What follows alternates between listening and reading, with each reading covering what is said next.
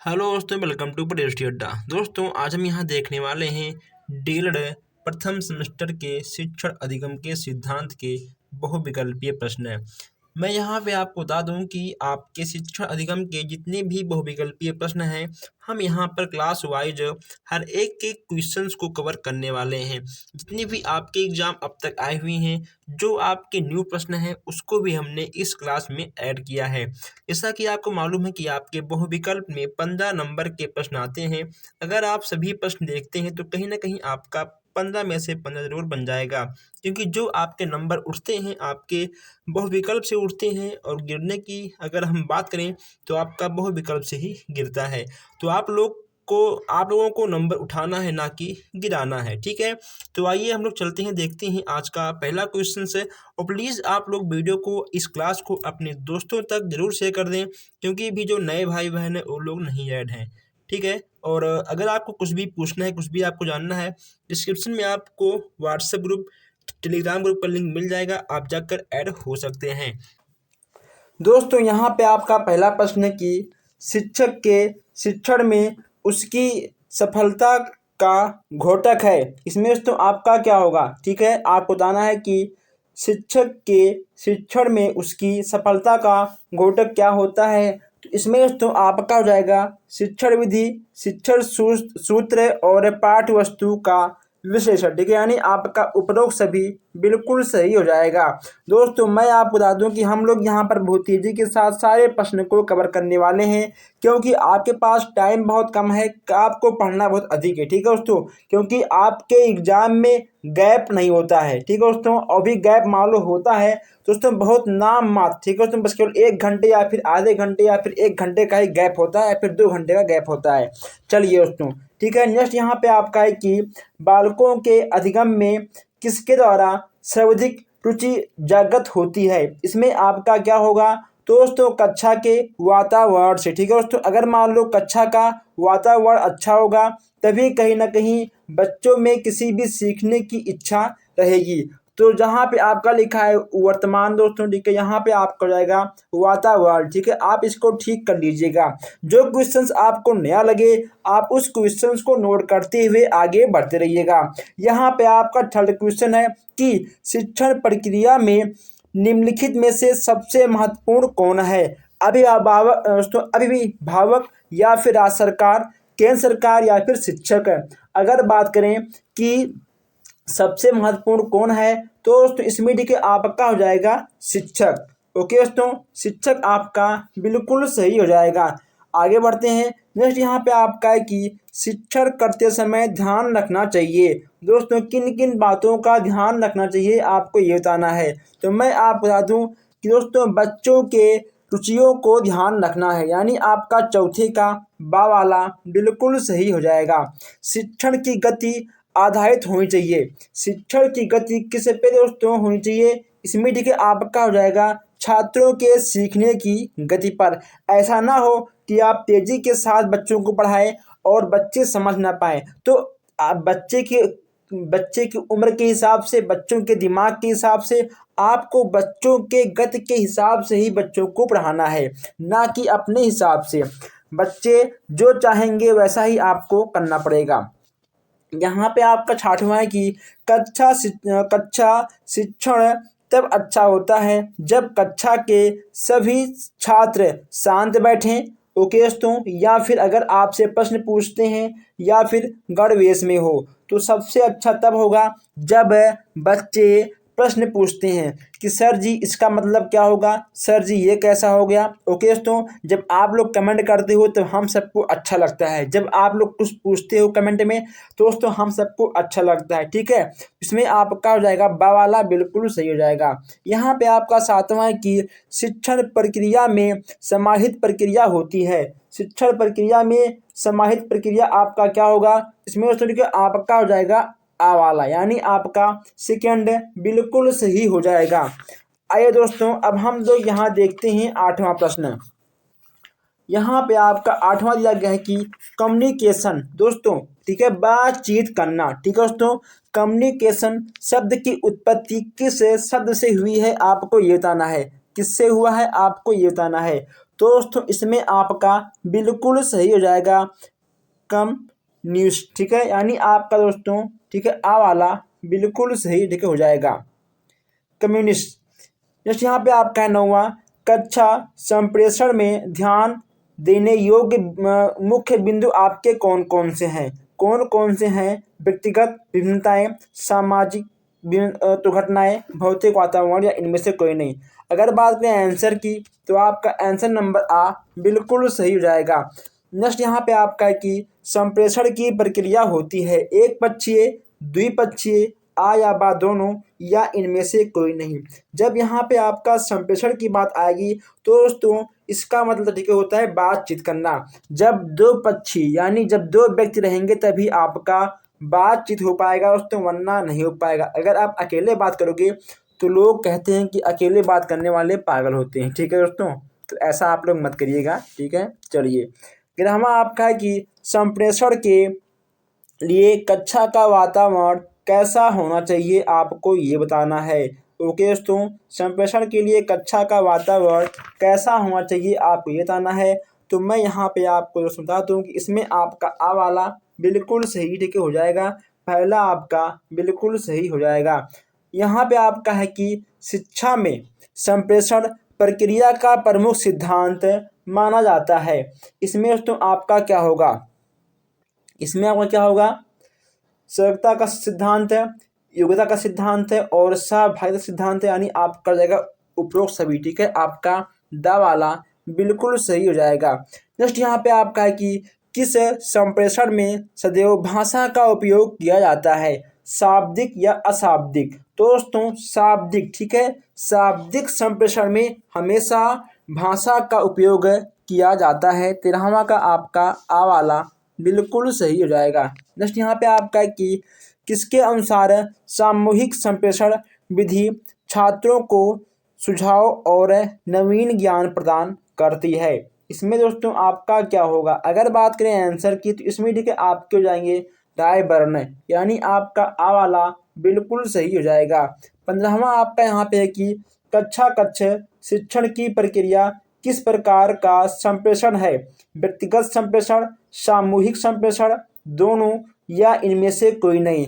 तो दोस्तों इसमें ठीक है आपका सामूहिक संप्रेषण बिल्कुल सही हो जाएगा। दोस्तों आइए हम लोग यहाँ देखते हैं 16वां प्रश्न। 16वां आपका है कि संप्रेषण की प्रमुख रुकावट मानी जाती है। इसमें आपका क्या होगा? दोस्तों संप्रेषण की प्रमुख रुकावट आपकी क्या मानी जाती है? अगर दोस्तों मान लो बच्चों का सीखने का मन नहीं है तो इसमें आपका क्या होगा? तो ये आपके तीनों हो जाएंगे, यानी आपका हो जाएगा उपरोक्त सभी। दोस्तों अगर आपने अभी तक चैनल को सब्सक्राइब नहीं किया है तो सब्सक्राइब कर लीजिए, प्लस आप लोग वीडियो को अपने व्हाट्सएप पर, अपने फेसबुक पर प्लीज़ शेयर कर दीजिए, ताकि अभी बहुत सारे हमारे भाई बहन हमसे ऐड नहीं है, उन तक वीडियो नहीं पहुंच पाती है, ठीक है। जब आप एक शेयर कर दोगे तो वो लोग भी देखेंगे, वो लोग भी कहीं ना कहीं जुड़ जाएंगे और किसी का भी बैक यहाँ पे नहीं आएगा। संप्रेषण के घटक हैं, इसमें तो आपका क्या होगा? प्रेषक, संदेश ग्राही या उपरोक्त सभी? इसमें आपका क्या होगा? अब यहाँ घटक की बात की जा रही है तो दोस्तों इसमें आपका टिकट दिया गया है उपरोक्त सभी, यानी आपका दा वाला बिल्कुल सही हो जाएगा। दोस्तों 99% टिकट आपका उपरोक्त सभी ही सही हो जाता है। नेक्स्ट यहाँ पे आपका कि प्रवाही संप्रेषण की प्रक्रिया है, ठीक है, प्रवाही संप्रेषण की प्रक्रिया है एक पक्षीय, द्विपक्षीय, आ और बा दोनों, या इनमें से कोई नहीं? तो दोस्तों आपका ठीक है एक पक्षीय और दो पक्षीय नहीं होगा, बस केवल आपका होगा ठीक है दो पक्षीय, ठीक है दोस्तों। आपका एक पक्षीय द्विपक्षीय ना होकर केवल आपका दो पक्षीय। 18वां का आपका दो पक्षीय बिल्कुल सही हो जाएगा।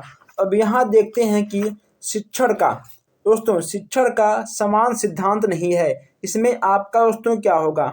शिक्षण का समान सिद्धांत नहीं है, इसमें आपको बताना है क्रियाशीलता का सिद्धांत है, रुचि का सिद्धांत है, ठीक है, या फिर आपका होगा नियोजन या परिणाम का सिद्धांत है? इसमें आपका ठीक है दा वाला सही होगा, यानी जो आपका गलत है वही आपका सही होगा, ठीक है।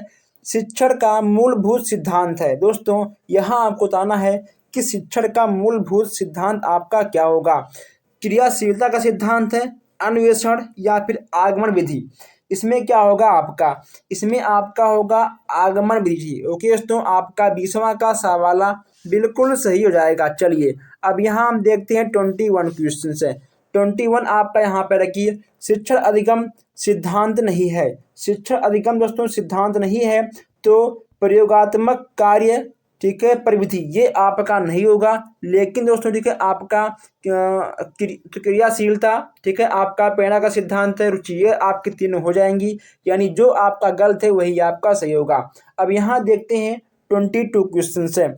पाठ के प्रमुख तत्वों को बार बार दोहराना किस शिक्षण सिद्धांत के अंतर्गत आता है, ये आपको बताना है। दोस्तों पाठ के प्रमुख तत्वों को बार बार, ठीक है, दोहराना, यह आपका किस शिक्षण सिद्धांत के अंतर्गत आता है। अगर प्रश्न आपके समझ में ना आए तो आप एक प्रश्न को 2 बार समझिए। ओके दोस्तों, 2 बार पढ़िए, लेकिन आप लोग उत्तर एकदम सही टिक गई, ठीक है। यानी जिसमें आपका होगा आवृत्ति का सिद्धांत है, यानी आपका दा वाला बिल्कुल सही हो जाएगा।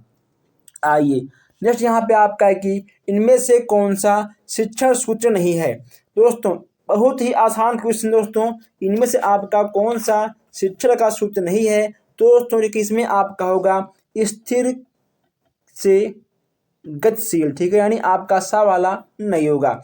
24 यहाँ पे आपका है कि छात्रों को पहले उनके सामने उपस्थित वस्तुओं का ज्ञान प्राप्त करना चाहिए, तत्पश्चात जानकारी देनी चाहिए। यह आपका क्या होगा, यह आपका आएगा अज्ञान वस्तुओं की, ठीक है दोस्तों, अज्ञान वस्तुओं की आपकी आ जाएगी। अज्ञान से ज्ञान की ओर आपने एक शिक्षा सूत्र भी सुना होगा, ठीक है दोस्तों, अज्ञान से ज्ञान की ओर और ज्ञान से ज्ञान की ओर, ये आपके दोनों अलग अलग कार्यों में कार्य करते हैं।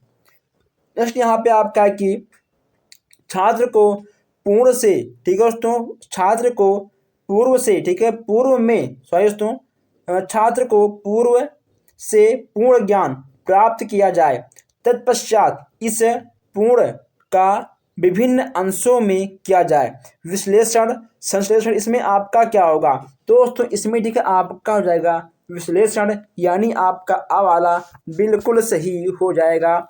अब यहाँ हम लोग आगे बढ़ते हैं और देखते हैं 26 क्वेश्चन है।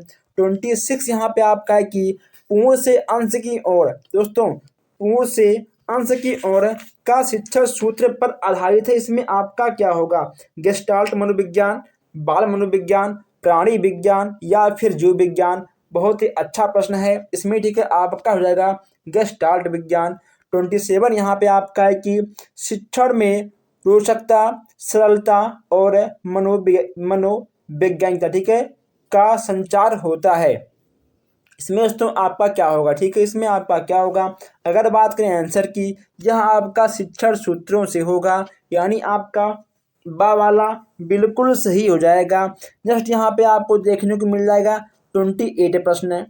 28 यहाँ पे आपका है कि छात्र को शिक्षा प्रदान करने का क्रम हो जाता है। छात्र को शिक्षा प्रदान करने का दोस्तों क्रम हो जाता है। इसमें आपका क्या होगा, इसमें आपका दोस्तों आ और बा दोनों बिल्कुल सही हो जाएगा। नेक्स्ट यहाँ पे आपका है कि प्राकृत का अनुसरण सूत्र पर बल देने वाले शिक्षा शास्त्री हैं। इसमें दोस्तों आपका क्या होगा, रविन्द्रनाथ टैगोर, फ्रावेल या फिर जीजूभाई बधेक या उपरोक्त सभी। इसमें आपका क्या होगा, ये आपके तीनों हो जाएंगे, यानी आपका हो जाएगा उपरोक्त सभी। अभी दोस्तों आपका क्लास खत्म नहीं हुआ है, अभी बहुत सारे प्रश्न हैं, ठीक है, अभी आप लोग क्लास को मत छोड़िएगा। नेक्स्ट यहाँ पे आपका है 30वां, किस शिक्षण सूत्र द्वारा छात्रों में तार्किक एवं वैचारिक शक्ति का विकास होता है। इसमें दोस्तों आपका क्या होगा, विश्लेषण से संश्लेषण, प्राकृत का अनुसरण, ठीक है, सरल से जटिल या फिर ज्ञान से ज्ञान की ओर। दोस्तों इसमें ठीक है आपका क्या होगा, इसमें आपका हो जाएगा विश्लेषण से, ठीक है, आपका होगा संश्लेषण, यानी आपका आ वाला बिल्कुल सही दोस्तों हो जाएगा। चलिए अब यहाँ हम देखते हैं 31 प्रश्न। 31 आपका यहाँ पर है कि निम्न में से उपरोक्त शिक्षण सूत्र कौन सा है। अब यहाँ आपको शिक्षण सूत्र के बारे में बताना है। तो दोस्तों इसमें आपका शिक्षण सूत्र क्या होगा, इसमें ठीक है आपका होगा मूर्त से अमूर्त की ओर। ओके दोस्तों, ये आपके और शिक्षण सूत्र नहीं है, शिक्षा का सूत्र नहीं है दोस्तों, सॉरी, शिक्षण का ठीक है सूत्र इसमें से आपका कौन सा नहीं है। दोस्तों बहुत ही आसान प्रश्न है, ठीक है। प्रेरणा का सिद्धांत दोस्तों ये आपका नहीं है, यानी जो आपका गलत है वही आपका ठीक है सही है। तो 32 में आपका आ वाला बिल्कुल सही हो जाएगा। नेक्स्ट यहाँ पे आपका है 33, पूर्ण से अंश की ओर शिक्षण सूत्र आधारित है। अब यहाँ पूर्ण से अंश की ओर की बात की जा रही है दोस्तों, इसमें आपका ठीक कौन सा शिक्षण सूत्र आएगा ये चीज़ आपको यहाँ पर बताना है। ये यहाँ पे आपको बताना है कि इसमें आपका क्या होगा। इसमें आपका गेस्टाल्ट मनोविज्ञान हो जाएगा। ओके दोस्तों, इसमें आपका बा वाला बिल्कुल सही हो जाएगा। नेक्स्ट यहाँ पे आपका है कि सुकराती विधि किसे कहते हैं। दोस्तों सुकराती विधि किसे कहते हैं? कहानी विधि, व्याख्यान विधि, प्रश्नोत्तर विधि, ठीक है। इसमें आपका क्या होगा दोस्तों, बहुत सिंपल प्रश्न है, ठीक है। इसमें आपका होगा प्रश्नोत्तर विधि, यानी आपका सा वाला बिल्कुल सही हो जाएगा।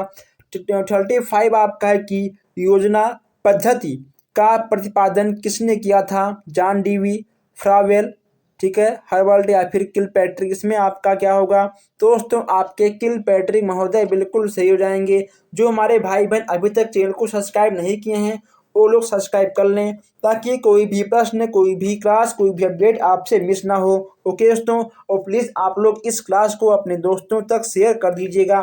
तो बस दोस्तों आज के लिए इतना ही, हम मिलते हैं फिर आपसे नेक्स्ट वीडियो में। बहुत बहुत धन्यवाद।